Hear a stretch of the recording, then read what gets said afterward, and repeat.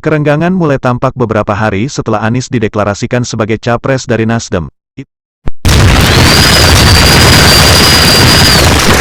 Hubungan PDIP dan Partai Nasdem kian berjarak usai mantan Gubernur DKI Jakarta Anies Baswedan dipilih Ketua Umum Partai Nasdem Surya Paloh sebagai calon presiden, capres, untuk pemilu 2024.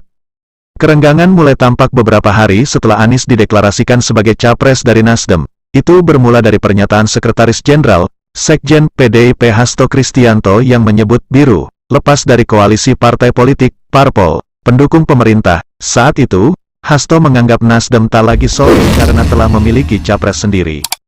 Belakangan, Surya tampak mencoba membenahi komunikasi antara PDIP dan Nasdem, dengan mengatakan ingin bertemu dengan Ketua Umum PDIP Megawati Soekarnoputri. Saya pikir keinginan untuk itu sih ada saja, tinggal atur saja, kita kasih kode-kode dulu, barangkali bagaimana, kapan Bu Mega ada waktu yang baik, ucap Surya di kantor DPP Partai Golkar.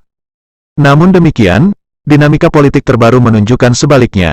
PDIP justru semakin menunjukkan resistensi terhadap Nasdem, yang sejak 2014 menjadi mitranya, mengusung dan memenangkan Presiden Joko Widodo. Politisi PDIP Masinton Pasaribu menyatakan, pihaknya terbuka dengan koalisi parpol yang telah terbentuk, kecuali koalisi perubahan. Adapun koalisi perubahan tengah dijajaki oleh 3 parpol yakni Nasdem, Partai Demokrat, dan Partai Keadilan Sejahtera, PKS.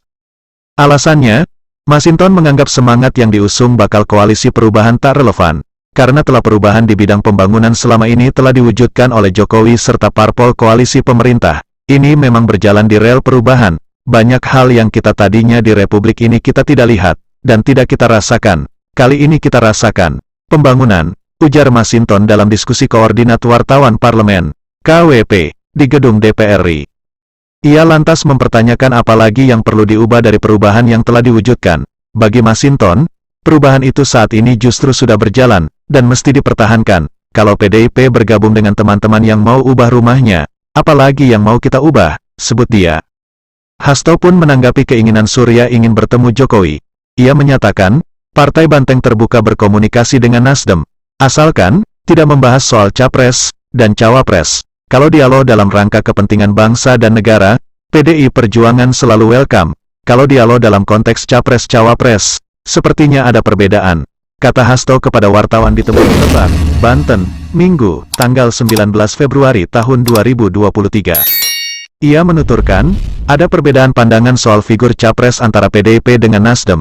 Menurutnya, Nasdem telah memilih Anies yang kerap dianggap sebagai antitesis Jokowi, sementara PDIP, sesuai pernyataan Megawati, bakal memilih kadernya sendiri untuk memperebutkan kursi RI 1 pada 2020.